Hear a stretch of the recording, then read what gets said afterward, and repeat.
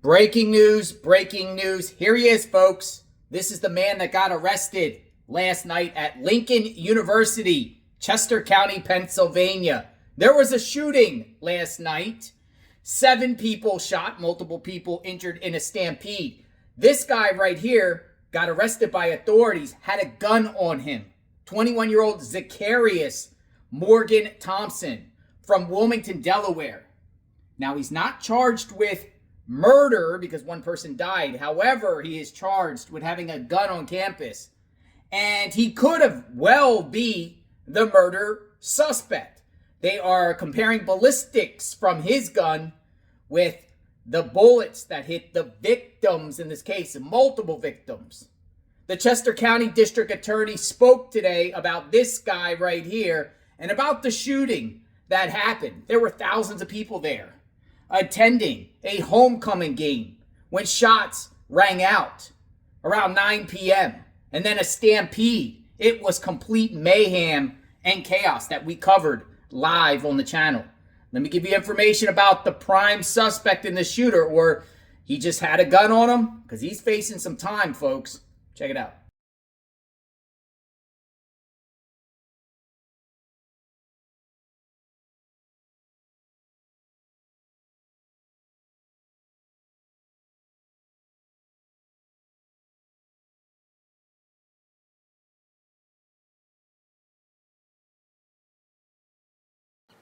Good evening. Thanks for gathering here today so that I can update you on the devastating mass shooting that occurred at Lincoln University last night.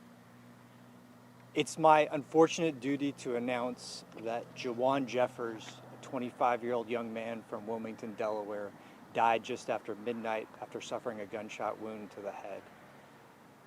His family has been notified. We have 6 other gunshot wound victims in this case. That number has not changed since we spoke last night. One of the gunshot victims is a current student at Lincoln University. One is an alum.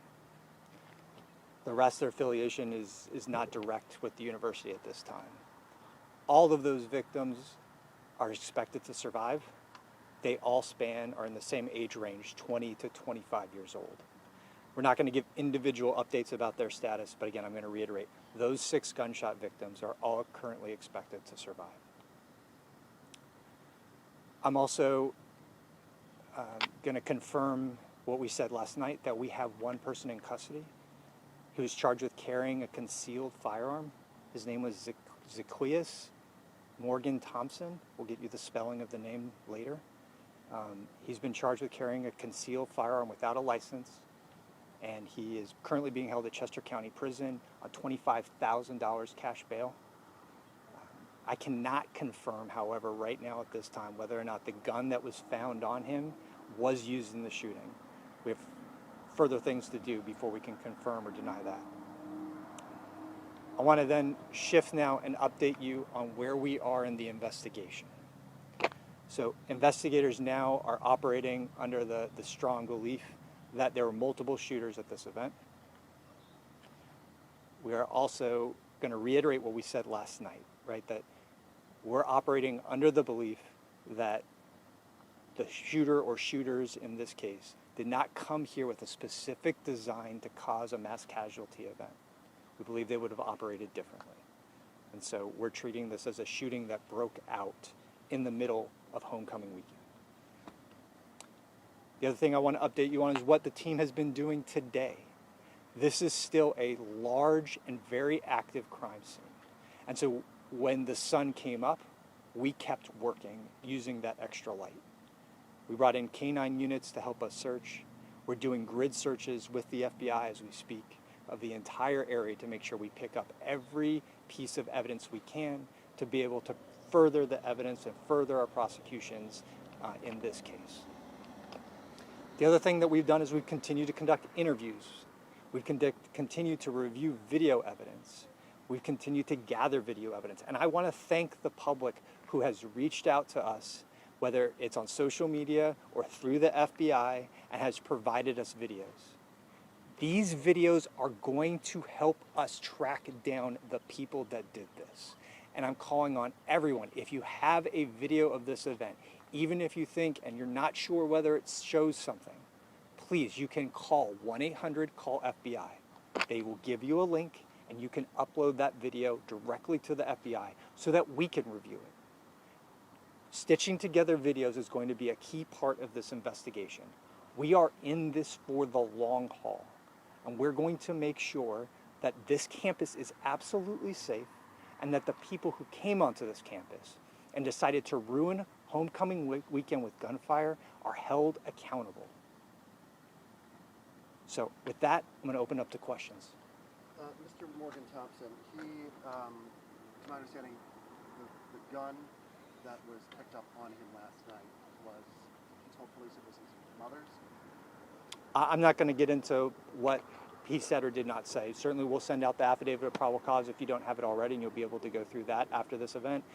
But one of the things I'm limited to talk about is what defendants have said to prosecutors or to investigators as part of the rules of ethics that apply to prosecutors. Do you know if he knew any of the individuals that were injured? Unfortunately, I'm not going to be able to get into any of that right now. We are investigating all of that with every means that we have available.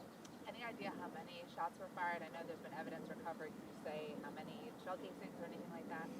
We certainly would be flat out guessing wildly if we were to speculate on what the number of shots were fired. That's why we would like as many video sources as we can. Some are clearer than others. Some are difficult to count gunshots.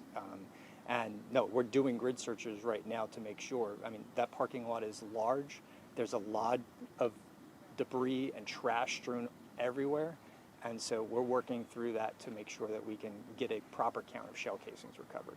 Did it start with a physical fight first? We're still looking into all of that. That's why we need the public to come forward, right? We need people who saw something to say something. And I know we talk about that time and time again, but it is incredibly critical in this case because this was just a jam-packed event. And once shootings started happening, it was chaos. And so little snippets, little things people saw can add up to a lot if we have people come in and talk to us. And so that's what I'm asking the public to do. The person with the concealed weapon that you have, any evidence that he was one of the shooters? We're looking into that right now. We've been working on ballistic testing all day. We will work on figuring out what those results are as soon as we can confirm everything. You talked about the jam-packed event. Was this planned to be big and was otherwise peaceful and no issues until this shooting broke out, or was that already kind of getting out of control with that many people there? I'm not certain what the university's plan for how many people come in. I would defer those questions to Lincoln University and what their plans were. Right, we're here for the shooting. We're here to make sure that we can hold people accountable. There will be a time weeks down the line where we sort of meet up and talk about things, lessons learned from this from a holistic standpoint. But right now, our focus is getting these videos, getting witnesses to come forward and talking to the people who saw something. How much longer will this be a crime scene or areas of the campus around? As long as we need to. I don't. That's just. I know it's unfortunate, but the sun is coming down. If we need to hold it overnight and go back at it tomorrow, we will. I hope we don't have to do that, but as long as we need to. And they're turning everyone away from campus, we noticed. There's an announcement that we sent out that the university had put out, but we sent it to you about an hour ago, I want to say, that school is closed tomorrow. There's going to be an event here tomorrow at noon for the students and for the community. And there's services being offered to the students. Those details are in that letter. I would ask that you share that out as much as you can, right? That part of healing is an important part of the process. Everyone on campus is a victim in this. And safety is obviously really important, but right now we don't see a clear threat to the campus. We are working on a crime scene right now and trying to work backwards. Do you know approximately how many people were gathered for the event? I don't. I mean, we've seen clips of video where it is a jam-packed post-football games tailgate style party, right? And that parking lot is packed. All right, I want to thank everyone for coming today. As we have updates, we will continue to put information out on the investigative side. Thank you. Is he the actual one that did the shooting? Remains to be seen. But it's a reminder, folks, you shouldn't have guns on campus at all. And even if he's not the shooter, he's in some trouble here because, he got caught up in this mess, and now his name is synonymous with this whole tragedy. Now, if he's not the shooter, who's the shooter? Because no one else has been arrested centered around this case. There could be armed suspect or suspects out on the loose. But we have a face on the person that got picked up.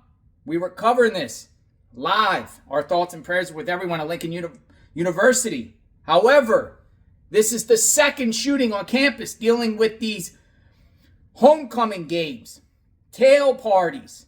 One happened in 2023, 2 women shot. Now, 2 years later, multiple people shot. There were people all over the place, from the school, not attending the school, alumni. It was just a mass gathering. Looked very scary, folks. Let me know what you think. Who is this guy from Wilmington, Delaware? I haven't seen anything about him having an extensive criminal record, but we'll continue to do a deep dive on this guy. Scary times, folks. Why do these shootings continue to happen at these universities in reference to homecoming, football games, alumni meeting? This is like the 5th one around the country in the last few weeks. Hopefully, there's no more. I am JLR Investigates. Sub to the channel, like, hit the notification button. Praying for Lincoln. We say no to violence. We'll talk soon. JLR Investigates. Stay tuned.